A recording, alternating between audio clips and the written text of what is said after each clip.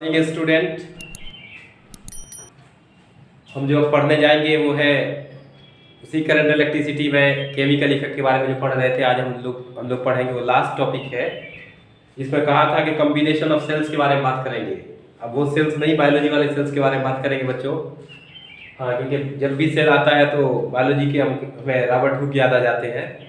उस सेल के बारे में बात नहीं कर रहे हैं, हम इस सेल के बारे में बात कर रहे हैं जो फिजिक्स के अंदर पढ़ा जाता है। ठीक है, तो कॉम्बिनेशन ऑफ सेल्स। तो सबसे पहली बात यह है कि कॉम्बिनेशन सेल का क्यों करते हैं। एक क्वेश्चन ये है, हमने पढ़ाया है कैपेसिटर का कॉम्बिनेशन, हमने पढ़ाया है रेसिस्टर का कॉम्बिनेशन, हमने पढ़ाया है कि पावर अप्लायंस को जब कनेक्ट करते हैं वो पैरेलल में होगा या सीरीज में होगा। और अब जो पढ़ने जा रहे हैं वो क्या है, कॉम्बिनेशन ऑफ सेल्स। सेल का कॉम्बिनेशन हम क्यों करते हैं। तो एक्चुअली है क्या कि ये जो कॉम्बिनेशन है जिसको ग्रुपिंग भी कहते हैं, ये कॉम्बिनेशन का जो सही यूज है वो क्या है कि हमको प्रॉपर वे में या तो हमें कैपेसिटेंस मिले, या तो प्रॉपर वे में हमें रेसिस्टेंस मिले, या तो प्रॉपर वे में हमें इलेक्ट्रिक करंट मिले, मींस इलेक्ट्रिकल एनर्जी मिले। तो इसी के लिए प्रॉपर वे में हमारे ज़रूरत के हिसाब से, हमारे रिक्वायरमेंट के हिसाब से हमें करंट मिले, हमारे रिक्वायरमेंट के हिसाब से हमें रेसिस्टेंस मिले, हमारे रिक्वायरमेंट के हिसाब से हमें कैपेसिटेंस मिले। इन इलेक्ट्रिकल जो एलिमेंट्स हैं, इन एलिमेंट्स को आपस में क्या किया जाता है, ग्रुपिंग की जाती है, सजाया जाता है। तो फिर क्या हुआ कि उससे हमको जो इक्विवेलेंट मिलता है, जो रिजल्टेंट मिलता है, उस पर हम हमारे ज़रूरत के हिसाब से है या नहीं है उस पर चर्चा करते हैं। एक्चुअली क्या है कि इलेक्ट्रिकल की दुनिया में तो चल जाता है, ज़रूरत क्या है कि हमारे जैसे हमारे घरों में जो यूज़ होता है वो क्या है, वो पैरेलल कॉम्बिनेशन में। हाँ, जो ग्रुपिंग होता है हमारे यहाँ वो पैरेलल कॉम्बिनेशन में। अगर उसी को हम क्या करते हैं, सीरीज में कनेक्ट करते हैं, तो जब बताया ना कि अलग अलग रूम का अलग अलग वोल्टेज हो जाता है। हमारे अंदर क्या होता है, वो हमारे रिक्वायरमेंट नहीं है। हमारे रिक्वायरमेंट क्या है कि हर एक रूम का वोल्टेज एक जैसा रहे, पावर एक जैसा मिले, हाँ लाइटनिंग अच्छी हो। ठीक है, हम अपने जरूरत के हिसाब से उसको क्या करें, कनेक्ट करें।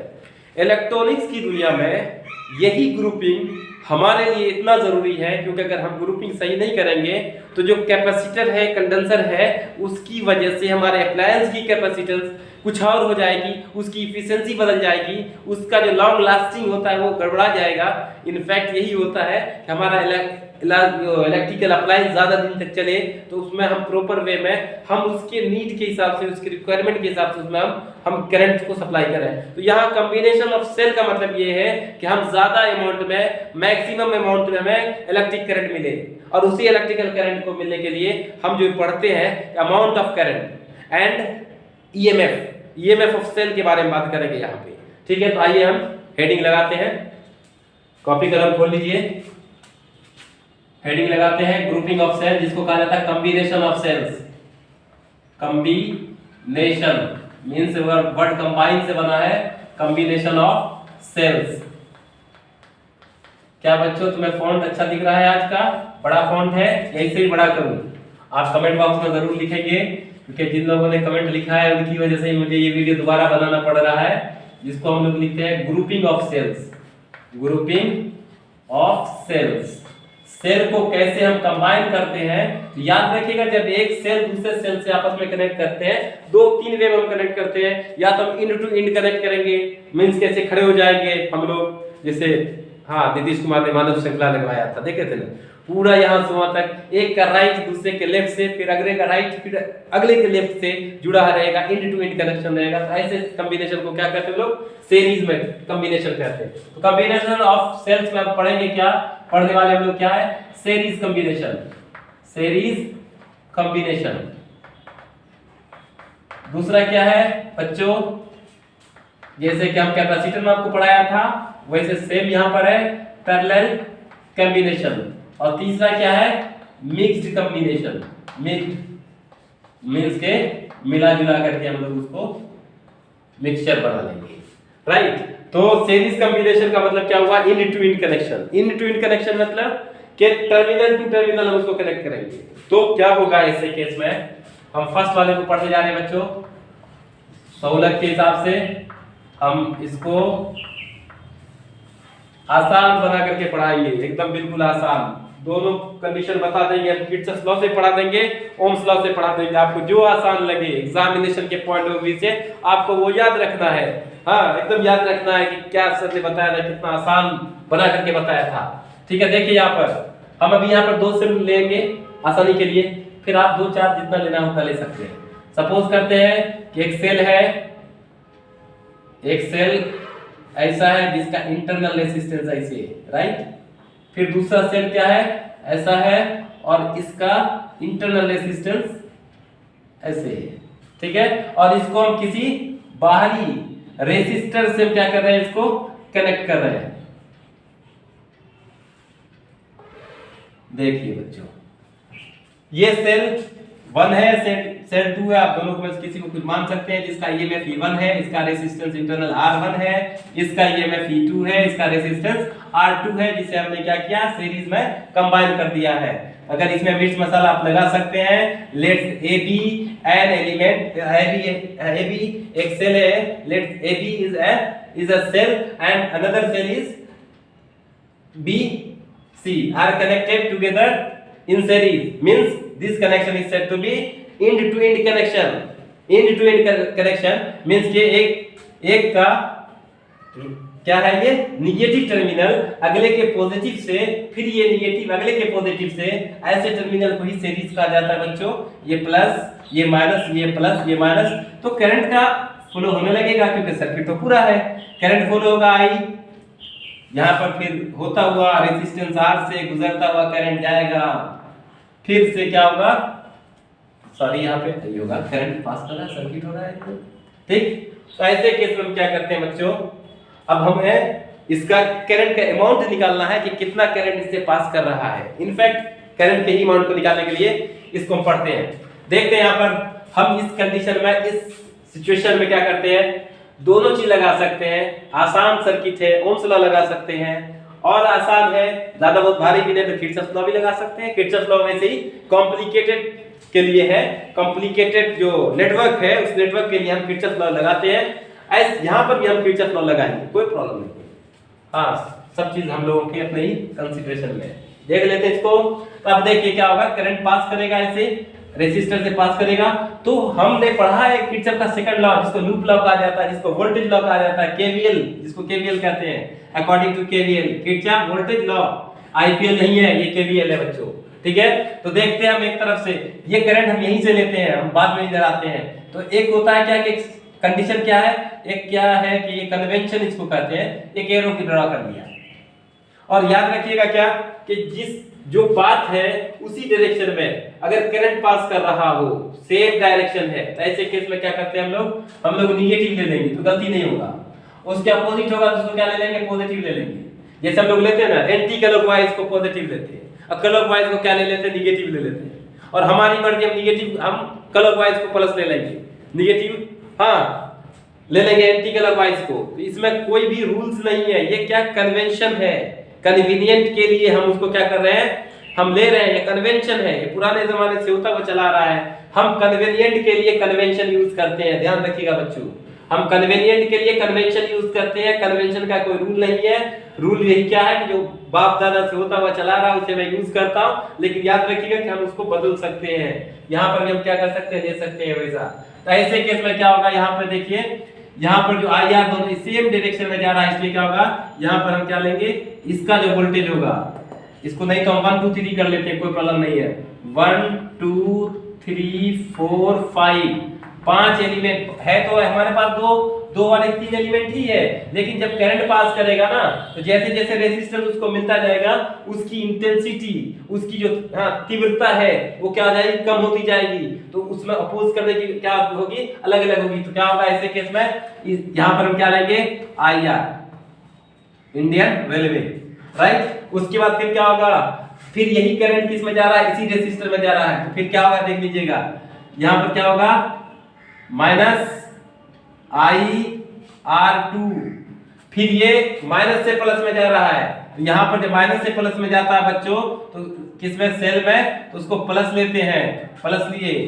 फिर यहाँ पर क्या होगा, यहाँ पर माइनस IR1, क्योंकि करंट सब में सेम है, IR1, फिर प्लस E1 बराबर क्या, 0, क्योंकि हमने पढ़ा है कि टोटल वोल्टेज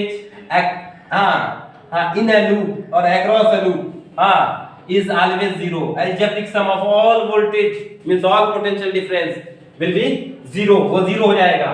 ऐसे केस में क्या करते हैं, या तो हम ऐसे इसको लिख सकते हैं E1 plus E2 is equal to क्या होगा बच्चों, I कॉमन ले लेते हैं, ये सब उधर चला जाएगा तो सब प्लस में आ जाएगा, R plus R1 plus R2। Okay, अब यहाँ पे हम क्या करते हैं, अब यहाँ पे क्या करते हैं कि हम I का वैल्यू निकालते हैं। तो क्या होगा E1 plus E2 by R plus R1 plus R2। देख लीजिए बच्चों, ये क्या है, सीरीज कॉम्बिनेशन में है, तो सीरीज कॉम्बिनेशन में जो होगा वो इक्विवेलेंट जो है वो क्या, ईएमएफ इक्विवेलेंट बराबर क्या होगा E1 plus E2 plus E3, right, and so on. उसी तरह से R इक्विवेलेंट क्या होगा R1 plus R2 plus R3 and so on.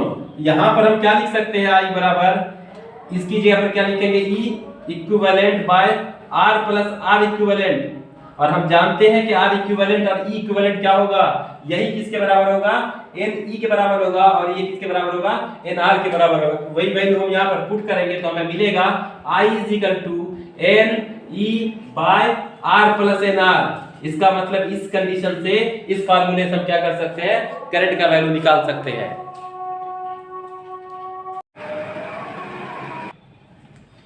यहाँ देखिए कंडीशन ये बताया था I equal to NE by R plus NR, कुछ नहीं करना, ये इक्विवेलेंट वाले पर NE का वैल्यू डाल दिए और R प्लस NR वैल्यू डाल दिए इक्विवेलेंट वाले पर। अब कंडीशन क्या कह रहा है, if NR is less than, काफी छोटा है किससे, R से, तो I का वैल्यू क्या होगा, NE बाय R। ये जो E बाय R है, एक बैटरी से, एक सेल से जितना करंट पास कर रहा है बच्चों, उस करंट का वैल्यू क्या होगा, उसके n टाइम से जितना होगा उस मल्टीप्लाई कर देंगे, आ जाएगा करंट का वैल्यू। अगर यहाँ पर NR का वैल्यू जो है काफी बड़ा हो जाए R से, तब भी ऐसे केस में क्या होगा कि I is equal to NE by R, means क्या कि इतना ही होगा जितना कि एक सेल का बैटरी है, मींस कि I is equal to current by one cell, एक सेल से जितना होगा उतना ही यूटिलाइज करेगा, क्योंकि इंटरनल रेजिस्टेंस बढ़ गया ना काफी, तो इंटरनल रेजिस्टेंस जितना बढ़ जाएगा ना, बहुत ज्यादा हो जाएगा, तो समझ जाइए कि एक सेल से जितना आपको मिल रहा है करंट, वही पूरे सर्किट का करंट होगा। आई बात समझ में। और यहाँ पर हम देखते हैं ये करंट हुआ। अब इसी के बारे में, इसी के आगे क्या करते हैं, हम पावर निकालते हैं। देखिए नोट कर लीजिए आप, ठीक है, क्योंकि फार्मूला यही है हमारे पास, ठीक है। और हम आगे देखते हैं इसकी पावर निकालना। पावर कितना कंज्यूम होगा सीरीज में जब रहेगा कोई भी सर्किट को, तो देखिए सीरीज में जब रहेगा तो पावर के लिए हमने क्या फार्मूला पढ़ा था, P = I²R, P = I²R। I कितना है, ये वैल्यू है, क्या होगा, NE by R plus NR का होल स्क्वायर इंटू R। ये ऐसे होगा NE का whole square by R plus NR का होल स्क्वायर इंटू R। तो पावर मैक्सिमम होने के लिए ये शर्त क्या है कि R प्लस NR का वैल्यू क्या होना चाहिए, R प्लस NR का वैल्यू अगर हम निगेटिव डालते हैं तब भी तो पॉजिटिव हो जाएगा। इसका मतलब क्या, ये वाला जो पावर है इसका वैल्यू मिनिमम हो। इसका वैल्यू क्या हो, जब डिनोमिनेटर मिनिमम होगा बच्चों, तब ये जो पावर होगा वो मैक्सिमम होगा। याद रखिएगा सीरीज में क्या होगा, न्यूमरेटर का जो वैल्यू है R, डिनोमिनेटर का R प्लस NR, इसका वैल्यू क्या होना चाहिए, मिनिमम होना चाहिए। किस कंडीशन में, क्योंकि पावर ज्यादा से ज्यादा मिले, इसलिए क्या होगा कि हमें इसके वैल्यू को मिनिमम करना पड़ेगा, ठीक है। इसके बाद हम बात करते हैं, ये हुआ हमारा सीरीज कॉम्बिनेशन। इसके बाद हम आगे बात करते हैं पैरेलल कॉम्बिनेशन के बारे में, ठीक है। तो नोट किए हुए अगला सर्किट हम ड्रॉ कर रहे हैं, ठीक है। यहाँ पे पैरेलल कॉम्बिनेशन के बारे में बात करेंगे।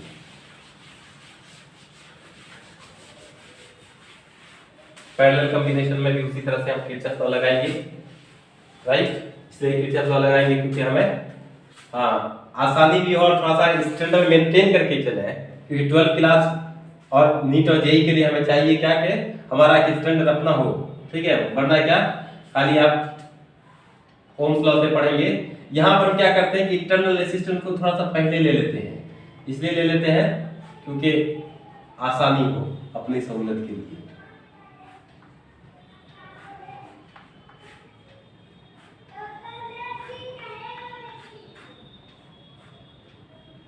ज्यादा नहीं, दो ही लेते हैं क्योंकि फिर हमें कॉम्प्लिकेशन हो जाएगा ज्यादा, ठीक है।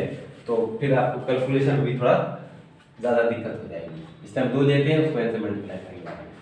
ये देखिए ऐसा कोई भी क्या है, एक सर्किट लेते हैं जिसको आर रेसिस्टेंस से क्या कर दिया, कनेक्ट कर दिया।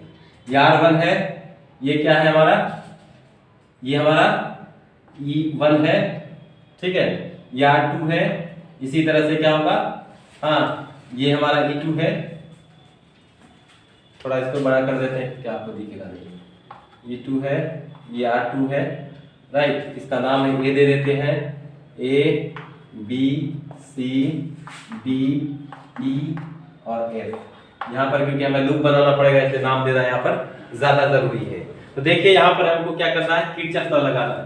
तो ऐसे केस में कि ये सीरीज में नहीं है, ये क्या है, पैरेलल कॉम्बिनेशन है, ये इसके पैरेलल है, मींस के n number of parallel lines जो है वो हम लेंगे किसमें, मिक्स्ड वाले में। यहाँ पर हमने 2 लिया है, इस 2 पर ही डिस्कस करना है।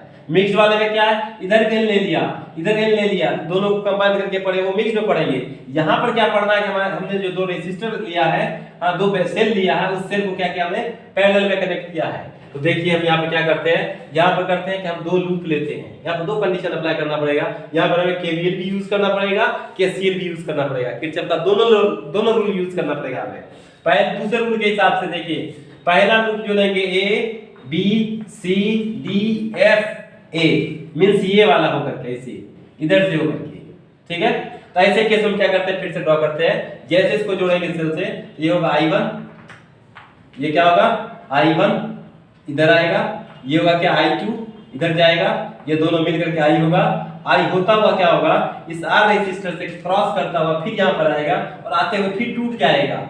ये होगा I1, ये होगा फिर I2, टूट जाएगा 2 हिस्से। अब देखेंगे क्या, फिर उसी रूल के हिसाब से according to KVL for loop कौन सा, A B C D F again A, हाँ मींस के ये ऊपर होकर के अपर पार्ट से लिख देते हैं, अपर, घबराइएगा नहीं, अपर पार्ट से, अपर एलिमेंट से होकर के जा रहा है। तो ऐसे केस में क्या होगा, हमें जो निकालना वो क्या है, हमें उसी तरह जैसे इससे पहले वाले में किए थे। क्या होगा, यहाँ पर ऐसे जा रहा है, इसी डायरेक्शन में जा रहा है, उस डायरेक्शन में जा रहा है, तो -IR, ठीक। फिर आकर के यहाँ पर आया, ऐसे आया, फिर इसमें जा रहा है तो प्लस क्या होगा, +E1।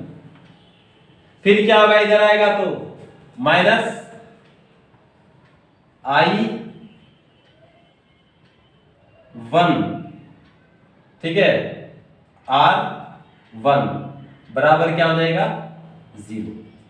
देखिए संभल करके लिखना पड़ता है, नहीं तो फिर आगे चलकर ये फंस जाएंगे। तो पता चलेगा क्या कि हमने जो स्टेप लिया था उस स्टेप को रिमाइंड नहीं किया, रिव्यू नहीं किया, हाँ रिमाइंड नहीं किया, जिसकी वजह से हम आगे चल के फंस सकते हैं। ऐसे केस में क्या होगा, देखिए बच्चों, ऐसे केस में क्या करेंगे, आप इसको पहले सॉल्व कर लें।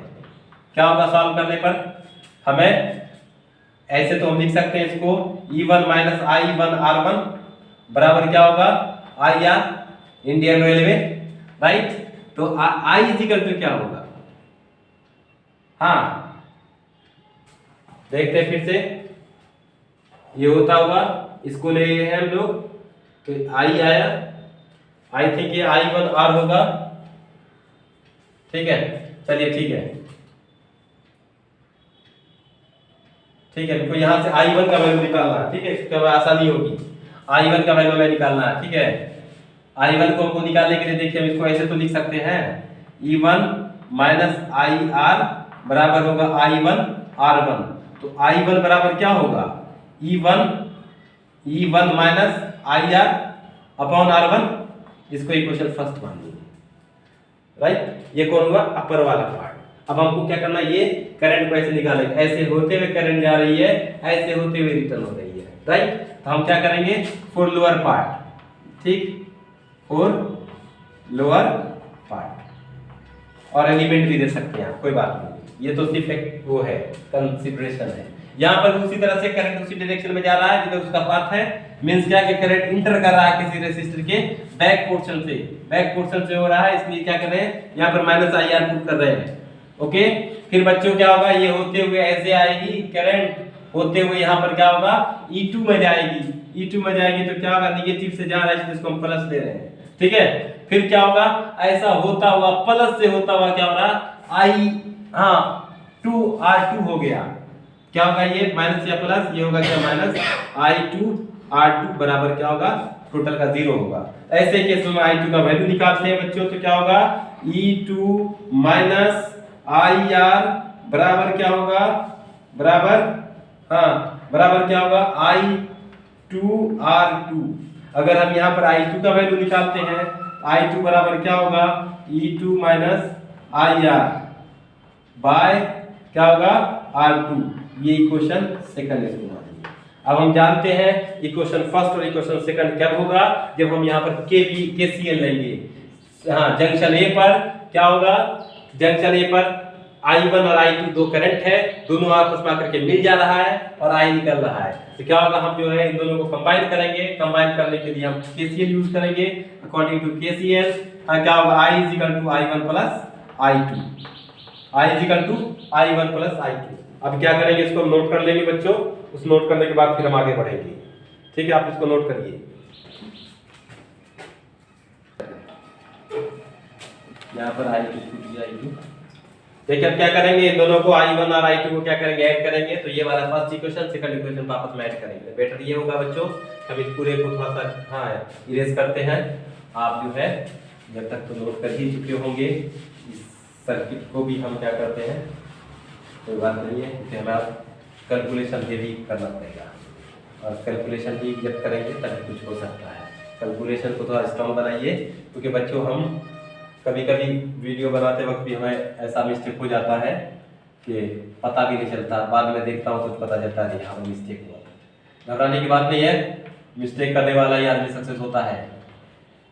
जब मिस्टेक करिएगा तभी लाइफ में आगे कुछ बढ़ पाइएगा।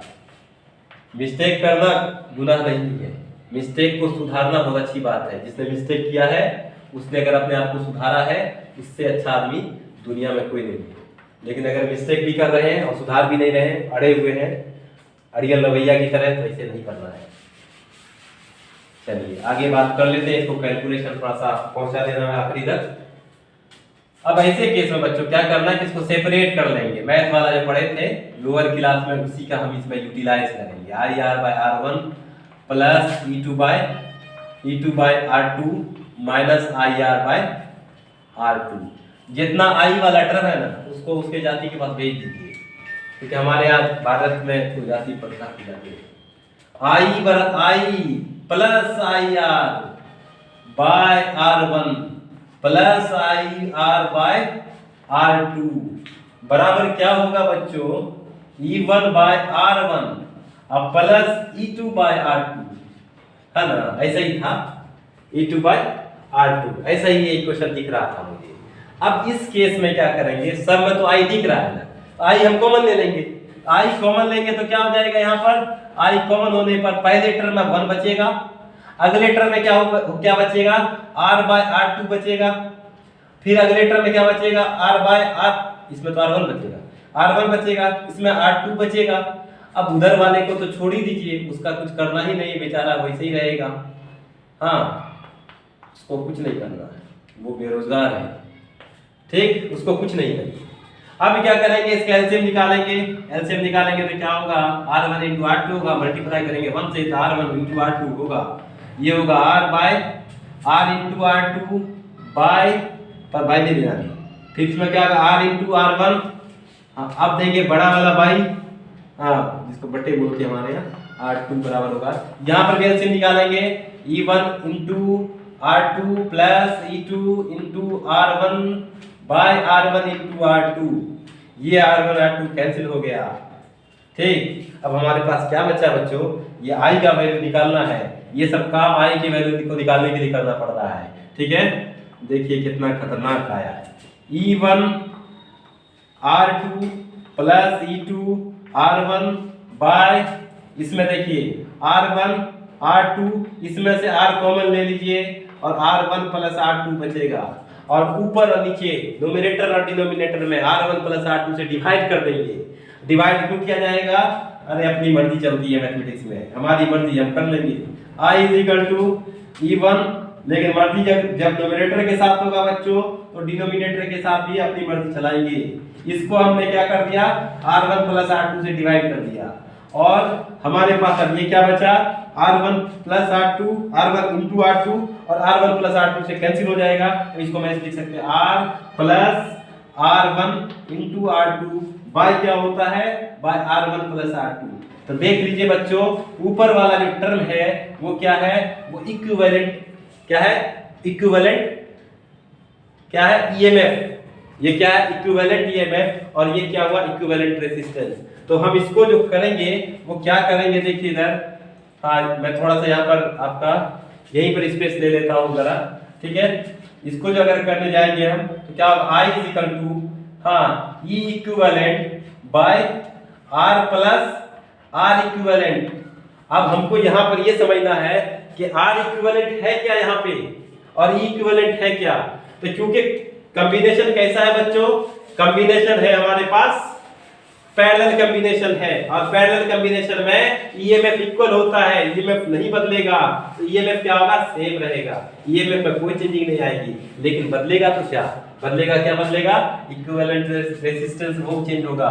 तो क्या होगा, क्योंकि ईएमएफ क्या, अगर इक्विवेलेंट के बारे में बात करेंगे तो वही होगा जो एक सेल का होगा, यही तो है। और उसका अगर रेजिस्टेंस इक्विवेलेंट के बारे में बात कर रहे हैं, क्योंकि सीरीज में है और सॉरी पैरेलल में है, पैरेलल में R इक्विवेलेंट क्या होता है, तो 1/R equivalent is equal to होता है 1/R1 प्लस 1/R2 होता है। ये कहां तक जाएगा बच्चों, ये जाएगा हमारा अगर n तक या m तक, ठीक। बहुत से बुक में n लिखता है, बहुत से बुक में m लिखता है, तो कोई बात नहीं। अगर हम n तक लेते हैं या m तक लेते हैं, अगर हम m तक लेते हैं तो क्या होगा ऐसे केस में, तो ये हो जाएगा क्या, R इक्विवेलेंट होगा क्या, R अपॉन M। तो हम क्या करेंगे, हम क्या करेंगे, इसको यहाँ पर क्या करेंगे, R इक्विवेलेंट की जगह पुट करेंगे R अपॉन M। तो क्या हो जाएगा, I is equal to E equivalent upon क्या आ जाएगा, इक्विवेलेंट अपॉन क्या आ जाएगा, R प्लस हाँ R बाय M।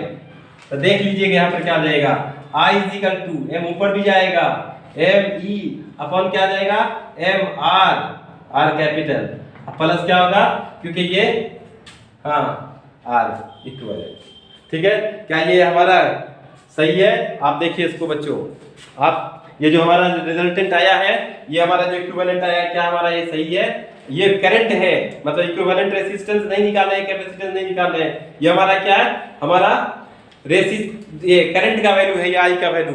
अब हमारे पास करंट के लिए क्या है, हमारे लिए क्या है, अगर R बाय इसका वैल्यू M का वैल्यू क्या हो जाएगा, अगर खूब ज्यादा ले लिए, बड़ा ले लिए, ये वैल्यू क्या हो जाएगा, छोटा हो जाएगा। हमारे पास क्या कंडीशन है, कंडीशन देख लीजिए, यहाँ पर दो हम कंडीशन लिखते हैं, इफ R अपॉन M का वैल्यू अगर बहुत ज्यादा है R से, और दूसरा कंडीशन क्या है, इफ R अपॉन M का वैल्यू बहुत कम है किससे, R से। तो दोनों केस में क्या होगा, वैल्यू जो होगा करंट का इक्विवेलेंट का वो क्या हो जाएगा, बदल जाएगा।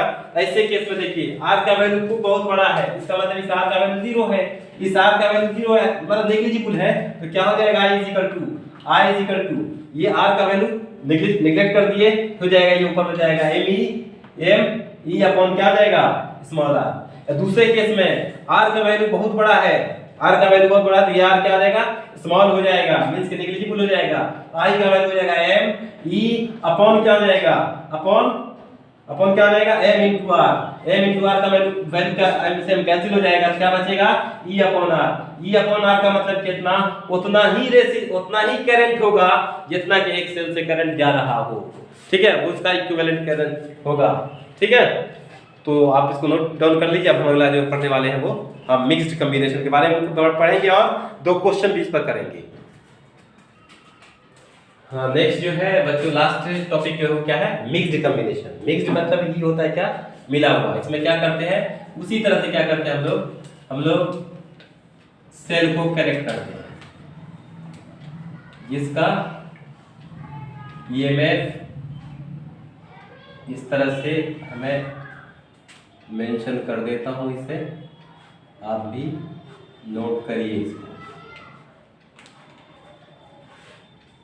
ये से यहाँ पर डॉटेड दे देते हैं, डॉटेड दे देते हैं कि इधर से n है और आगे चल करके ये इधर से क्या है m है।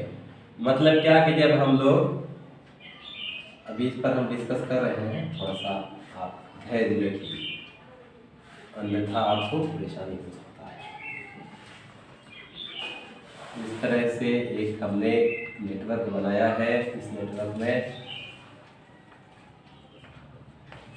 इसको क्या कर रहे हैं हम लोग बच्चों, सेल से जोड़ रहे हैं। सेल से नहीं, बाहर के सेल से तो जुड़ा हुआ है ही पहले से। ये पहला देखिए, एक होता रो, एक होता कॉलम। मतलब क्या कि हमारे कतार बोलते हैं ना, जैसे पटना स्टेशन पर चले गए आप तो 10 जो है वो टिकट काउंटर है और हर एक पर आदमी क्या लाइन लगा हुआ खड़ा हुआ है। तो लाइन लगा के खड़ा हुआ है तो सीरीज में है, और एक लाइन से दूसरा लाइन, दूसरे से तीसरा, जो जिसको कतार बोला जाता है, वो क्या उसके पैरेलल है। अगर मान लेते हैं कि ऐसा 10 लाइन है, वहां पर 10 काउंटर है और हर एक काउंटर पर गिन करके रखा हो कि 50 आदमी का कैपेसिटी है, तो टोटल कितने पैसेंजर हो गए टिकट लेने वाले, वो 500 हो गए, 500। उसी तरह से सेम इधर से बढ़ रहे हैं तो क्या है n है, और इधर से बढ़ रहे हैं, कतार जो बढ़ रहे हैं वो क्या है m है। तो टोटल कितना होगा, टोटल तो क्या होगा n बराबर क्या हो जाएगा m इंटू n, ऐसा ही होगा। और इधर वाला कितना है, सबका जो इक्विवेलेंट रेजिस्टेंस है कितना, इक्विवेलेंट रेजिस्टेंस किसका, हमारा फर्स्ट मतलब के सीरीज वाले का होगा क्या ne। ठीक, अब ये सीरीज फाइनली किस में आ रहा है, फाइनल इक्विवेलेंट किस में है, वो पैरेलल में है। और पैरेलल के बारे में हमने पढ़ा है ना, क्या होता है 1 बाय e इज इक्वल टू क्या होगा 1 bye e1 plus e2 plus e3, कितना हो जाएगा, बढ़ता जाएगा, ये इक्विवेलेंट हो जाएगा। तो क्या हो जाएगा उसी तरह से बच्चों, ये हो जाएगा 1 बाय ne, ऐसे हो जाएगा, plus 1 bye ne, n1 e1 n2 e3 होता हुआ आगे कहां तक चला जाएगा, m तक चला जाएगा। ये कहां तक चला जाएगा, m तक चला जाएगा, m बाय ne तक चला जाएगा। अब अगर हम E इक्विवेलेंट निकालने की कोशिश करें, E इक्विवेलेंट निकालने की कोशिश करें फाइनली, तो ऐसे केस में क्या हो जाएगा, ne अपॉन m हो जाएगा। सेम चीज ऐसे ही रेजिस्टेंस के केस में होगा बच्चों। रेजिस्टेंस के केस में क्या हो जाएगा, R इक्विवेलेंट कितना हो जाएगा, यहाँ पर बता रहे हैं कुछ, हमको एक ट्रिक और भी बताया जाएगा इसमें। तो R के केस में ऐसे हो जाएगा m into R by n into R by m। यहाँ पर देखिए, यहाँ पर ये नहीं होगा, क्यों नहीं होगा, इसलिए नहीं होगा क्योंकि ये क्या है, पैरेलल कॉम्बिनेशन में है, और पैरेलल कॉम्बिनेशन में ईएमएफ उतना ही रहेगा, सेम रहेगा। मींस क्या, इक्विवेलेंट रेजिस्टेंस यही हो जाएगा इक्विवेलेंट रेजिस्टेंस। हमने लिखा है, वो इसलिए लिखा था क्योंकि थोड़ा सा आपका भी माइंड चेकअप होना चाहिए, सिर्फ हमारे चेकअप से नहीं होगा, हमने तो हमेशा चेकअप किया है, राइट। तो ये इक्विवेलेंट उतना ही होगा जितना पहले से था, और आर इक्विवेलेंट उतना ही होगा जितना, पैरेलल को भी देखेंगे और सीरीज को भी देखेंगे। चलिए आगे बात करते हैं, किस लॉ से बात करेंगे। चलिए, हमारा पुराना लॉ है ओम्स लॉ। 10 क्लास में पढ़ते आते हैं ओम्स लॉ। क्या होता है Ohm's law, V is equal to I R, I is equal to क्या होगा V बाय R, ऐसा पढ़े। यहां पर क्या होगा बच्चों, यहां पर क्या होगा E equivalent by R plus R equivalent. ये तो जनरल फार्मूला है, उसी जनरल फार्मूले को हम यहाँ पर यूटिलाइज करेंगे ना। I इज इक्वल टू क्या होगा, E इक्विवेलेंट के लिए हमने क्या लिखा है, यही n into E upon R, तो वैसे ही रहेगा। और ये R इक्विवेलेंट क्या होगा, n R अपॉन m। तो हमने क्या किया इसको, हम जब इसको करेंगे तो देखेंगे क्या होगा, I is equal to m into n into E upon क्या होगा m R plus n R। ये हमारा मिक्स्ड कॉम्बिनेशन में है, और m इंटू n को हमने क्या लिखा, टोटल n लिखा है। तो I इज इक्वल टू क्या हो जाएगा, I is equal to n E upon क्या हो जाएगा m R plus n R। ये हमारा क्या इक्विवेलेंट रेस, या जो हमारा जो है फाइनली जो है हमारा करंट मिल गया, किसमें, मिक्स्ड कॉम्बिनेशन में, मिक्स्ड में, राइट। समझ में आए। अगर हमको I का मैक्सिमम वैल्यू चाहिए तो ऑब्वियसली कि नीचे वाला टर्म हमें मिनिमम होगा। मिनिमम होना पड़ेगा, तभी हमें क्या होगा, मैक्सिमम करंट हमें मिलेगा। चलिए हम इस पर बेस्ड जो है कुछ क्वेश्चन करते हैं और इसी क्वेश्चन के बेसिस पर हम आगे डिस्कस करेंगे। देखिए क्वेश्चन, ये मिक्स कॉम्बिनेशन का हो गया हमारा, इतना ही लाना था, ठीक है। आर के लिए हमें क्या था, आर के लिए ये M R plus N R का वैल्यू, आई मैक्सिमम के लिए, आई अगर मैक्स हमको लेना होगा, मैक्सिमम आई लेनी होगी, तो हमें M R plus N R का जो वैल्यू होगा उसको हमको क्या लेना पड़ेगा, मिनिमम लेना पड़ेगा। चलिए इसके बाद हम क्वेश्चन करते हैं और दूसरा केस, एक और केस और देख लेते हैं बच्चों। एक केस हम क्या देखते हैं कि सारा रेजिस्टेंस उसी तरह से सीरीज में पहले देख लेते हैं, फिर पैरेलल में देखेंगे क्या होगा। अगर अनइक्वल रहेगा तो वही फार्मूला हमारा यही सेम है, इसी फार्मूले को यूटिलाइज करेंगे, E1 + E2 + E3 + E4 and so on. इस R को वैसे रहने देंगे, R1 + R2 + R3 and so on, ठीक है। याद रखिएगा, एक होता रिवर्स कॉम्बिनेशन। रिवर्स सेल में क्या होगा, रिवर्स सेल के कॉम्बिनेशन में क्या होगा, ये हमारा क्या होगा, ये वैल्यू जहां पर ईएमएफ जुड़ता है ना, वहां पर ईएमएफ क्या होगा, घटेगा।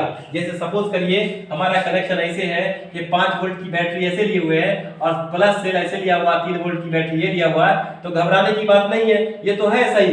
लेकिन अगर सपोज करिए कि ऐसा कॉम्बिनेशन हो, ये छोटा वाला इधर हो, बड़ा वाला इधर हो, ठीक है, छोटा वाला इधर और बड़ा वाला इधर हो, तो फाइनल हमारा कितना आएगा, फाइनल हमारा घटेगा, तो 5 - 3 = 2 वोल्ट होगा इसका।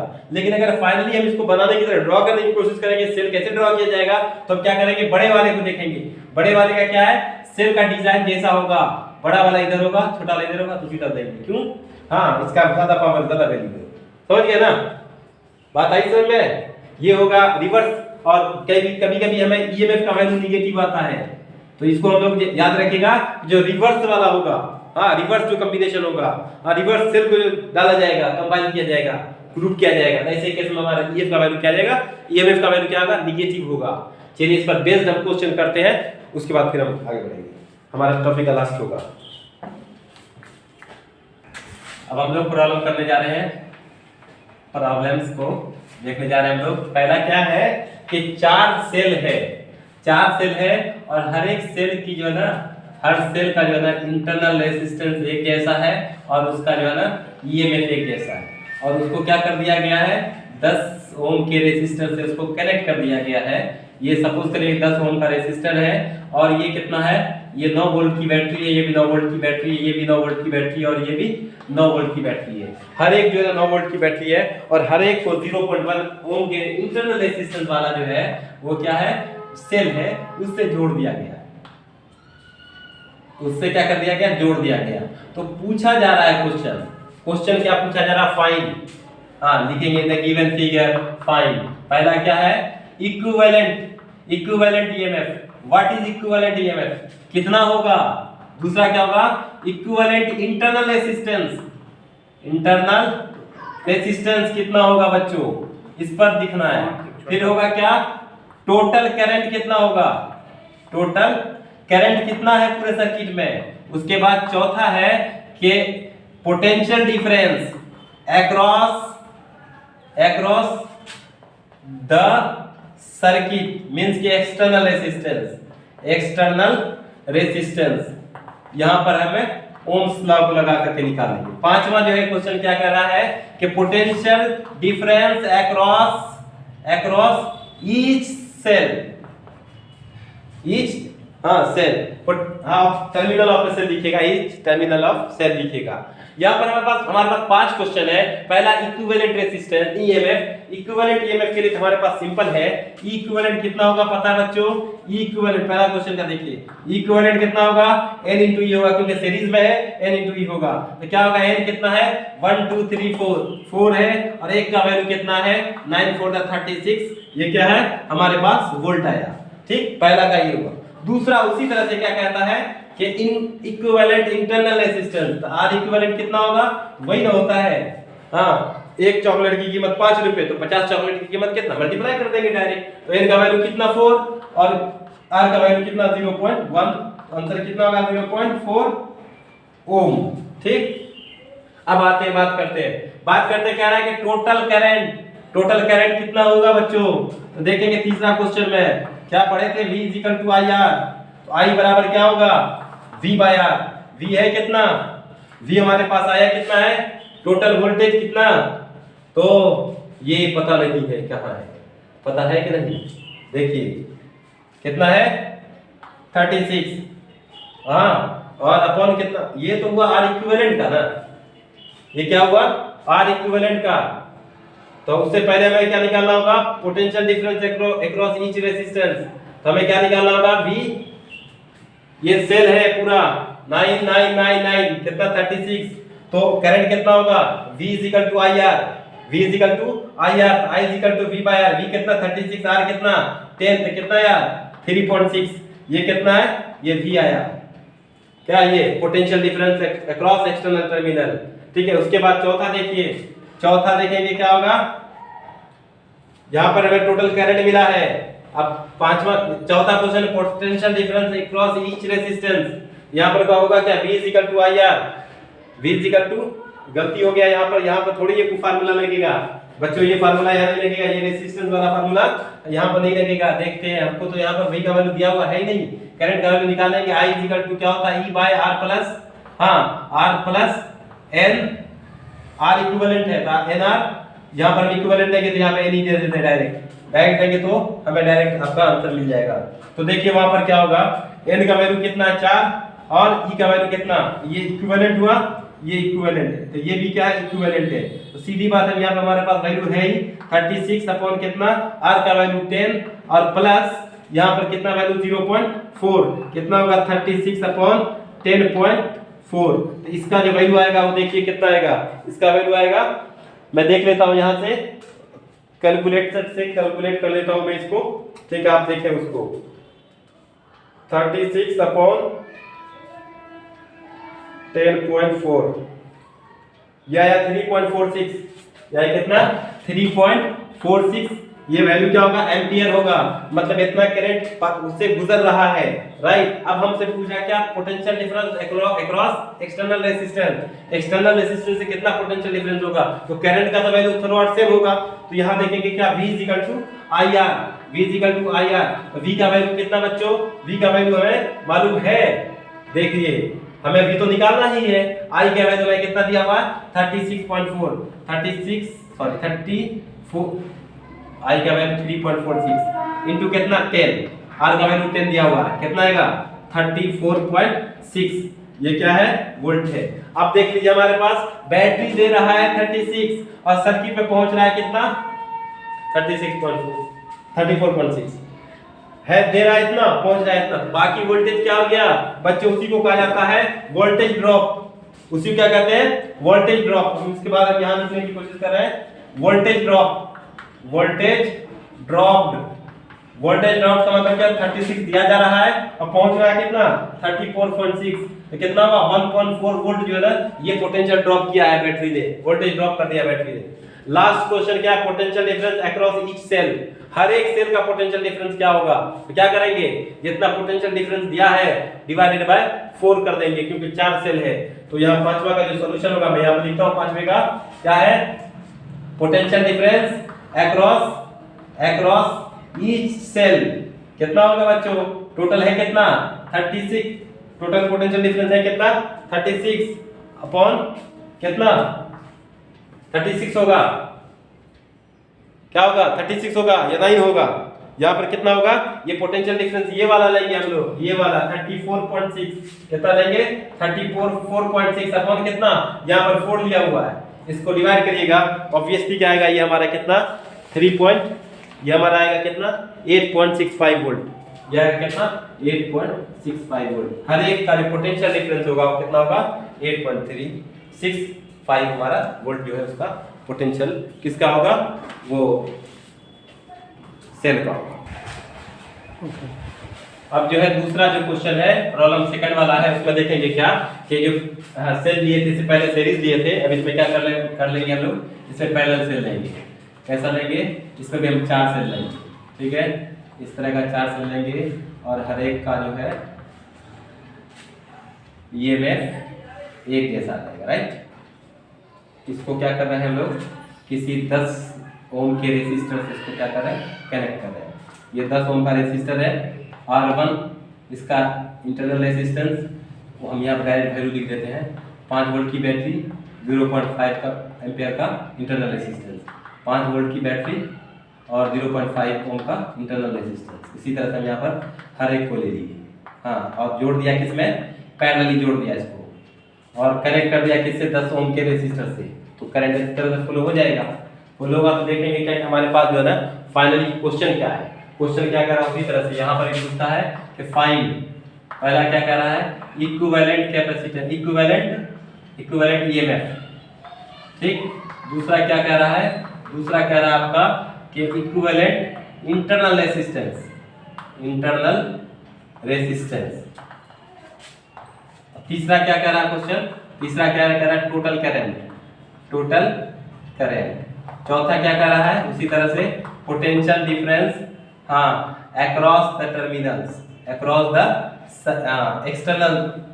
एक्सटर्नल, हाँ, जो होगा हमारा लगा हुआ रेसिस्टर, तो रेसिस्टर लिख दीजिए, रेसिस्टर, ठीक है। पांचवा क्वेश्चन कह रहा है कि करंट, पांचवा क्वेश्चन क्या कह रहा है कि पांचवा current from each cell, current from each cell, current from each cell.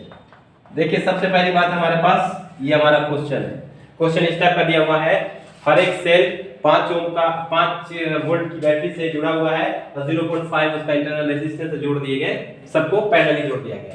तो सबसे पहली बात है कि इसका ईएमएफ होगा कितना, इक्विवेलेंट ईएमएफ है कितना, इसका इक्विवेलेंट, हाँ, ईएमएफ उतना ही होगा जितना एक सेल का है, मींस के ये 5 वोल्ट, ठीक। उसी तरह से यहाँ पर क्या होगा, इक्विवेलेंट रेजिस्टेंस कितना होगा, इंटरनल रेजिस्टेंस कितना होगा, 1/R1, 1/R2, 1/R3 होता जाएगा, तो क्या होगा N/R, तो पलट जाएगा R/N, क्या जाएगा R/N। R का वैल्यू है कितना, R का वैल्यू है 0.5, N का वैल्यू कितना 1 2 3 4, तो क्या जाएगा ये 0.125, ये क्या है इसका, ये इसका इंटरनल रेजिस्टेंस है, हमारे पास आ गया ये। नेक्स्ट क्या कह रहा है कि टोटल करंट कितना होगा, टोटल करंट के वैल्यू के बारे में बात किए थे हमने, E प्लस R प्लस, हाँ, R इक्विवेलेंट और ये भी इक्विवेलेंट, तो यहाँ पर वैल्यू हमारे पास है ही, कुछ करने की जरूरत ही नहीं है, 5 है इसका वैल्यू और R का वैल्यू 10 दिया हुआ है और इसका वैल्यू हमारे पास क्या दिया हुआ है, इंटरनल रेजिस्टेंस इक्विवेलेंट हमारे पास 0.125 आया, 0.125 आया। अब क्या करेंगे इसको हम लोग बच्चों, हम लोग इसको ऐड कर लेंगे, 5 बाय ये कितना आ जाएगा 10 पॉइंट, ये हमारे पास कितना आ जाएगा 10.125, 10.125, इसको मल्टीप्लाई कर, इसको क्या करें डिवाइड करके लाएंगे, अप्रोक्सीमेटली आई का वैल्यू कितना आएगा, आई का वैल्यू अप्रोक्सीमेटली 0.5 एम्पियर आएगा, ठीक है, 0.5 एम्पियर। आप खुद से करिएगा इसको, मैं कैलकुलेशन लिखवा करूंगा बाद में, आप पहले इसको करिए, देखिए सही है कि नहीं, ठीक है। आई का वैल्यू अप्रोक्स कितना आया है। अब चौथा क्वेश्चन कह रहा है कि potential difference across each external resistance, external resistance हमको वैल्यू दिया हुआ है किसका, आई का वैल्यू हमारे पास आ गया, हमारे पास V का वैल्यू मालूम करना है और R का वैल्यू मालूम है 10 ओम। तो क्या करेंगे यहाँ पर, देखिए चौथा क्वेश्चन यहाँ देखेंगे हम लोग, चौथे क्वेश्चन में क्या कर रहा है कि V = IR, I का वैल्यू तो 0.5 आया ही है और R का वैल्यू हमारे यहाँ पर 10 दिया हुआ है, 10 5 हो जाएगा, यहाँ पर वोल्ट हो जाएगा, मींस कि इसके इससे होकर ये पोटेंशियल डिफरेंस होगा वो 5 वोल्ट होगा। और पांचवा क्वेश्चन क्या कह रहा है, पांचवा क्वेश्चन कह रहा है देखिए करंट फ्रॉम ईच सेल, हर एक सेल से कितना करंट बहेगा, तो जितना बहेगा कितना बहेगा, देखिए हर एक करंट हर एक से उतना ही बहेगा जितना इसका क्या है V = IR होता है। 1 2 3 4 सेल है, क्या करेंगे इसको हम 4 से डिवाइड करेंगे, 0.5 को क्या करेंगे हम लोग, ये जो एम्पियर करंट आया है इसको क्या करेंगे 4 से डिवाइड कर देंगे, तो 0.125 एम्पियर हर एक से क्या होगा पास होगा। तो ठीक है, हमारा चैप्टर फिनिश हो गया। अगर किसी तरह का आपको क्वेश्चन है तो कमेंट बॉक्स में लिखेंगे या नहीं तो हमारे पर्सनल आईडी पे भेजेंगे। Thank you.